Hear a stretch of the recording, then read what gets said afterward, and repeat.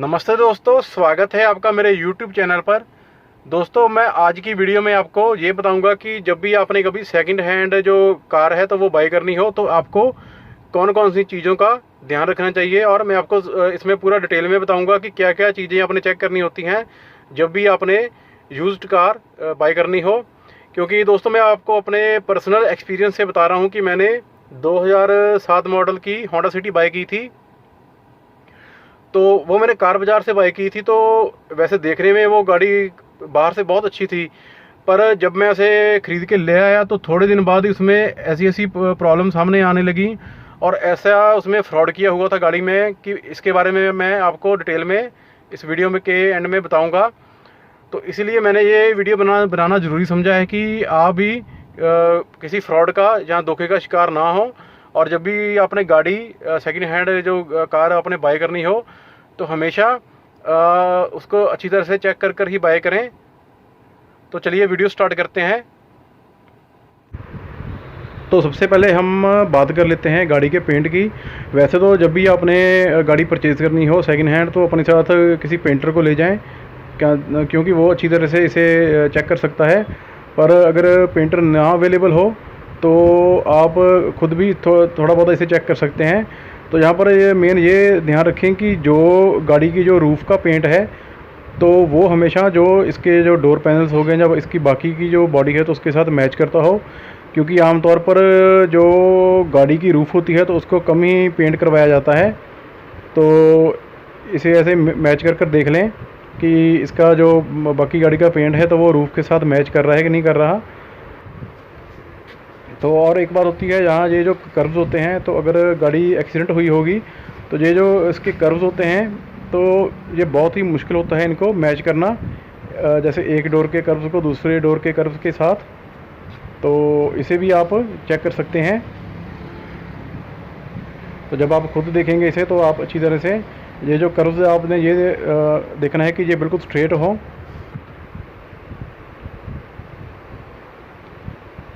तो अगर कभी भी दोस्तों गाड़ी को पहले कभी पेंट किया गया होगा तो ये जो रबड़ होती है डोर की, जो इसकी ये वाली रबड़ होती है, तो यहाँ पर जो पेंट वगैरह ज़रूर लगा होता है कभी ना कभी।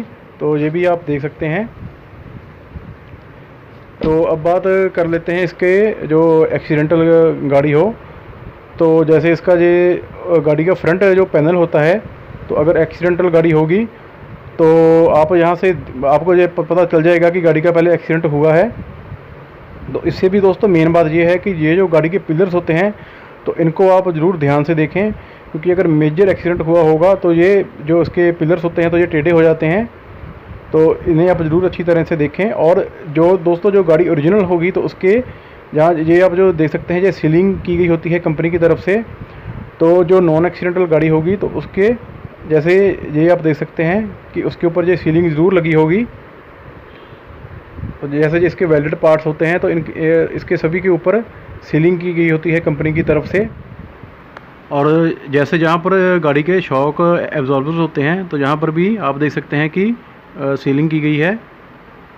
तो जितने भी इसके वेल्डेड पार्ट्स होते हैं तो वहाँ पर ये जो सीलिंग जो ये कंपनी की तरफ से ही आती है। तो अगर ये गाड़ी एक्सीडेंटल होगी कोई भी तो उसके ऊपर ये ऐसे इसको सील करना इम्पॉसिबल ही होता है। मतलब इतनी परफेक्शन से जो बाहरले मैकेनिक हैं तो वो इसे ऐसे नहीं कर सकते। तो ऐसे इसके जो दोनों साइड के जो पिलर हैं तो आप उन्हें एक बार ज़रूर चेक कर लें कि उनमें कोई वेल्डिंग वगैरह तो नहीं की हुई, जहाँ वो टेढ़े वेढ़े तो नहीं हैं। क्योंकि जो इसके पिलर्स होते हैं तो इन्हीं के ऊपर गाड़ी का जो इंजन होता है, जहाँ इसका फ्रंट का जो वेट होता है तो इन्हीं पिलर्स के ऊपर होता है। तो आप ये जो सीलिंग की गई होती है तो इसका ज़रूर ध्यान रखें। तो जैसे आप इसका गाड़ी का बोनट देख सकते हैं तो ये ओरिजिनल बोनट है। तो इसके ऊपर भी सारे के ऊपर सीलिंग की गई है। तो सील्ड बोनट है बोल सकते हैं आप इसे।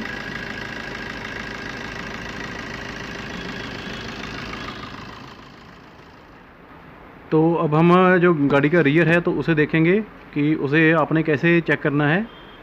तो उसके लिए हम इसका जो बूट है तो उसे ओपन कर लेंगे सबसे पहले। तो आपने जहाँ पर इसका स्पेयर व्हील होता है, तो वो जो इसका वेल होता है स्पेयर व्हील का, तो आपने वो चेक करना है सबसे पहले।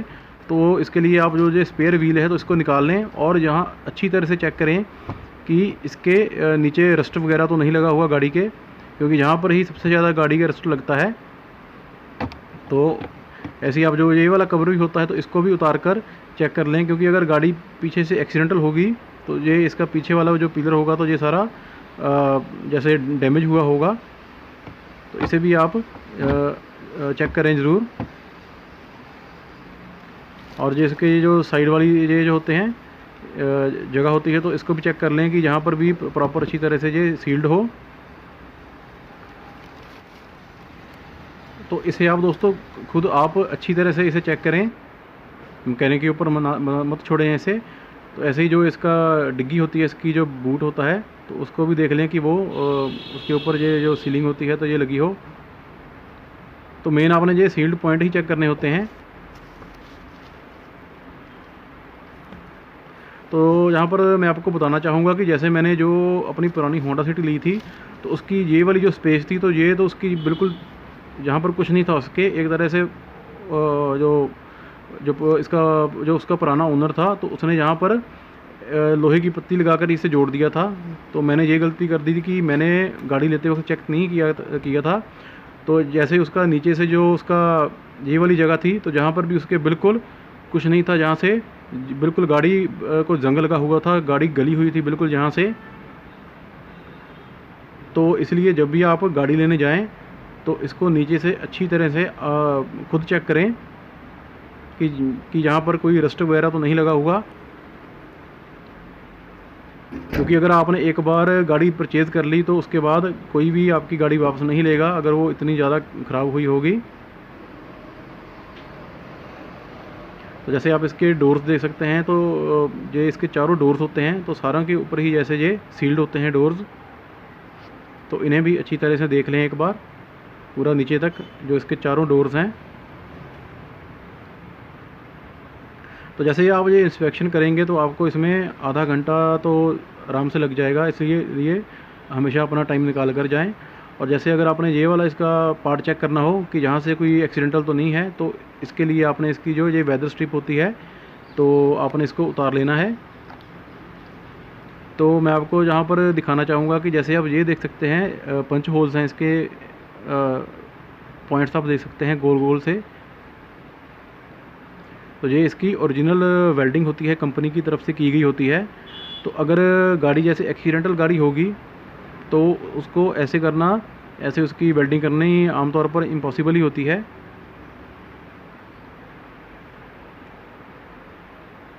तो इसे एक बार ज़रूर चेक कर लें। जैसे आप देख सकते हैं कि इसमें काफ़ी सारे ऐसे आपको पॉइंट्स मिल जाएंगे, वेल्डिंग पॉइंट्स।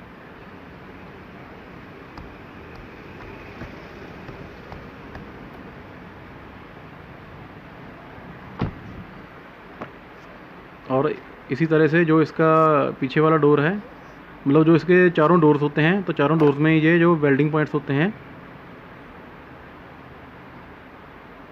अगर गाड़ी एक्सीडेंटल होगी तो आपको आराम से पता चल जाएगा कि इस गाड़ी का पहले एक्सीडेंट हो चुका है। तो उसे एक बार उतार कर ज़रूर चेक कर लें।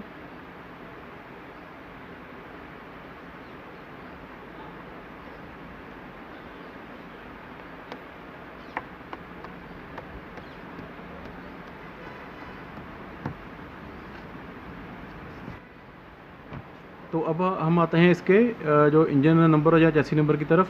तो ये जो प्लेट होती है तो इस पर जो इंजन और चैसी नंबर होता है तो इसको जो गाड़ी की आरसी होती है तो उसके ऊपर जो इंजन और चैसी नंबर होता है तो उसके साथ मैच कर लें। और जैसे ये वाली डिज़ायर होती है, स्विफ्ट डिज़ायर, तो इसके जहाँ पर भी इसका चैसी नंबर दिया गया होता है तो इसको अपनी जो आरसी होती है गाड़ी की तो उसके साथ मैच कर लें।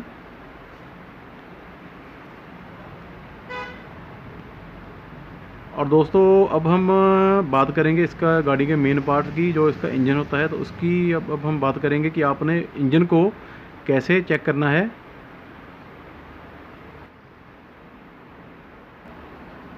तो इसके इंजन को चेक करने के लिए आपने सबसे पहले इसका इंजन स्टार्ट कर लेना है। उसको 5 मिनट स्टार्ट रखें ताकि वो गर्म हो जाए, वार्म हो जाए इसका इंजन।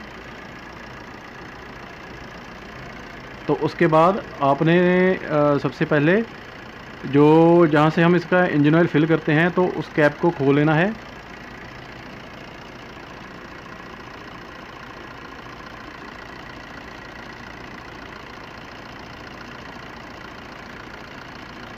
तो यहाँ पर जो आपकी गाड़ी है जो आपने परचेज़ करनी है तो वो स्टार्ट होनी चाहिए।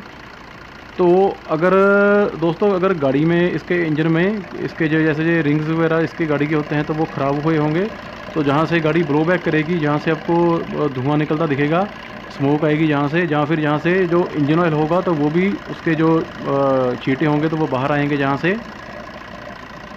तो इसको आपने देख लेना है। तो मैं अभी आपको दिखा देता हूँ, जैसे आप मेरा हाथ देख सकते हैं तो बिल्कुल साफ़ है। तो अगर गाड़ी के इंजन में प्रॉब्लम होगी कोई भी, अगर इंजन इसका डाउन होगा तो आपको यहाँ से जो स्मोक निकलती होगी तो उससे पता चल जाएगा। और फिर आपने इसके बाद इसकी जो डिपस्टिक होती है तो उसको निकाल कर भी आप जो इसका इंजन को, गाड़ी के इंजन को चेक कर सकते हैं कि इसके जो पिस्टन रिंग्स वगैरह हैं तो वो ख़राब तो नहीं हो गए। तो इसके लिए सिंपली बस आपने इसकी जो डिपस्टिक होती है तो उसको निकाल लेना है। और अगर कोई प्रॉब्लम होगी यहाँ पर ब्लो बैक, गाड़ी जहाँ से ब्लो बैक जैसे स्मोक निकलेगी यहाँ से, या फिर जहाँ से जैसे आप गाड़ी को रेस देंगे तो यहाँ से इंजन ऑयल के ड्रॉप्स बाहर आएंगे। तो आप देख सकते हैं कि ये बिल्कुल साफ़ है अंदर से।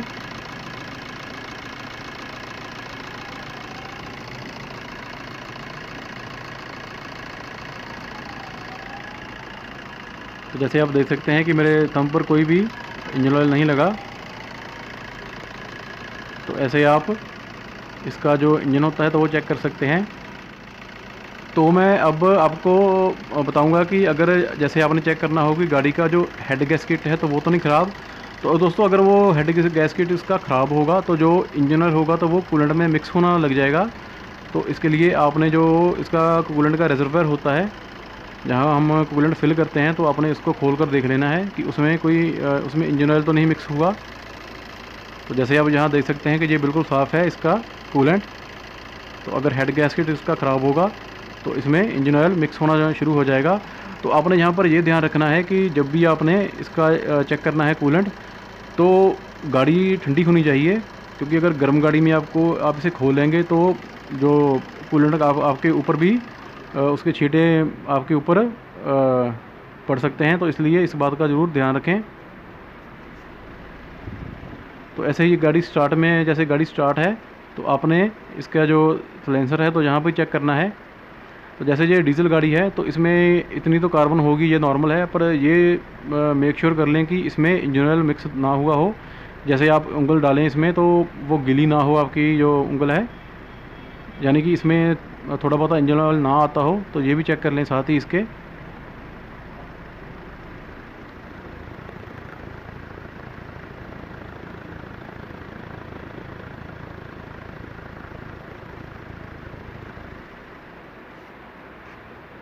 तो मैं आपको जैसे अब एक पेट्रोल गाड़ी है तो वो भी दिखा देता हूँ। तो जो पेट्रोल गाड़ी होती है तो उसमें अगर उसका इंजन बिल्कुल ठीक है तो उसे आप अगर चेक करेंगे तो उसमें कार्बन जो होती है तो बिल्कुल भी नहीं आएगी। तो अगर पेट्रोल गाड़ी का भी इंजन डाउन होगा तो जैसे आप उसमें ऐसे चेक करेंगे तो आपकी उंगल के ऊपर थोड़ा बहुत इंजन ऑयल ज़रूर लगेगा अगर उसका इंजन डाउन होगा तो ऐसे आप इसका इंजन अच्छी तरह से चेक कर सकते हैं। तो आइए मैं एक बार आपको इसका इंजन हाई आरपीएम पर भी चेक कर दिखा देता हूं, जैसे 2000 या 3000 आरपीएम पर। तो आप देख सकते हैं कि हाई आरपीएम पर भी इसमें से कोई ब्लो बैक नहीं आ रहा।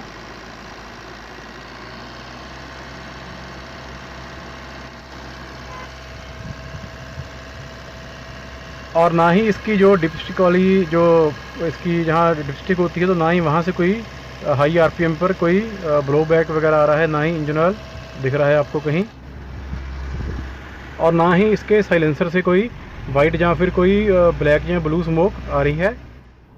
तो अब मैं आपको बताऊंगा कि आप इसका स्टीयरिंग कैसे चेक कर सकते हैं। तो जैसे आप इसके स्टीयरिंग को राइट या लेफ़्ट टर्न करेंगे तेज़ तेज़ से तो अगर इसकी जो स्टीयरिंग, इसका जो रैक एंड पिनियन होता है, तो उसके अगर बुश वगैरह ख़राब हुए होंगे तो आपको टक टक की साउंड सुनाई देगी। तो इसी तरह से जो गेयर होता है गाड़ी का, तो उसको भी आप चेक कर सकते हैं। ये ना ही ज़्यादा वो होना चाहिए, टाइट होना चाहिए, और ना ही ज़्यादा ये लूज़ होना चाहिए। तो इस तरह से आप इसे चेक कर सकते हैं।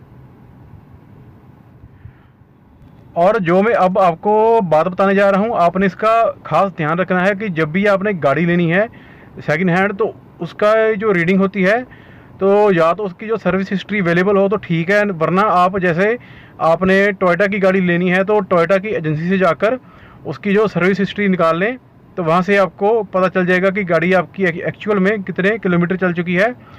क्योंकि दोस्तों मेरे साथ यही हुआ था, जब मैंने गाड़ी ली थी, होंडा सिटी ली थी, तो जो उसकी रीडिंग थी वो 67,000 थी। पर जब मैं 3 साल बाद जब मैं गाड़ी को होंडा की एजेंसी में लेकर गया बेचने के लिए वहाँ पर, तो जब उन्होंने इसका, मुझे कुछ नहीं पता था, तो जब उन्होंने चेक किया तो उन्होंने मुझे बताया कि आपकी गाड़ी 1,25,000 किलोमीटर चली थी जब इसकी सर्विस हुई थी एजेंसी से। यानी जब मैंने गाड़ी ली थी तब वो 1,25,000 किलोमीटर चली थी। तो उन्होंने उसका जो मीटर था तो वो 67,000 पर उसका मीटर जो रिवर्स करवाया था। तो आप जिस भी कंपनी की गाड़ी हो तो वहाँ की एजेंसी से जाकर उसका पूरी सर्विस हिस्ट्री निकाल लें। ऐसे आप बहुत ही बड़े फ्रॉड से बच सकते हैं। तो यूज्ड कार लेते वक्त आपने जो गाड़ी के टायर्स हैं तो उनको भी एक बार चेक कर लेना है। तो मैं आपको बताता हूँ कि आपने जो टायर्स हैं तो उनमें क्या देखना है। तो सबसे पहले आपने जो टायर्स में एरो का निशान ढूंढना है। तो ये 3-4 मार्क्स दिए गए होते हैं एरो के। तो जैसे ये वाला मार्क है एरो का, तो इसके बिल्कुल स्ट्रेट में जाना है आपको। तो ये आप देख सकते हैं, ये टायर वियर इंडिकेटर्स होते हैं गाड़ी में के टायर में। तो इससे पता चलता है कि टायर कितना घिस चुका है। तो अगर जो टायर के जो ट्रेड्स होते हैं तो वो बिल्कुल इसके बराबर आ जाएं, तो इसका मतलब ये है कि आपका टायर बिल्कुल ख़त्म हो गया है। तो इससे आप एनालाइज कर सकते हैं कि ये टायर अभी कितना चलेगा। तो इस बात का आप खास ध्यान रखें। और साथ ही आप इसका जो टायर का जो मैन्युफैक्चरिंग ईयर और इसका वीक होता है तो वो भी चेक कर लें। जैसे यहाँ लिखा हुआ है 0822, तो इसका मतलब ये है कि ये टायर 8वें हफ्ते 2022 के 8वें वीक में बना है।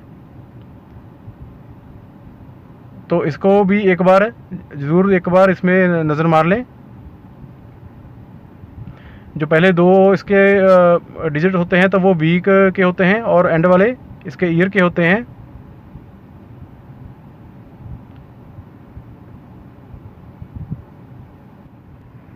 तो होप करता हूँ आपको मेरी ये वीडियो पसंद आई होगी। प्लीज़ मेरे चैनल को शेयर और सब्सक्राइब करना मत भूलिए। धन्यवाद।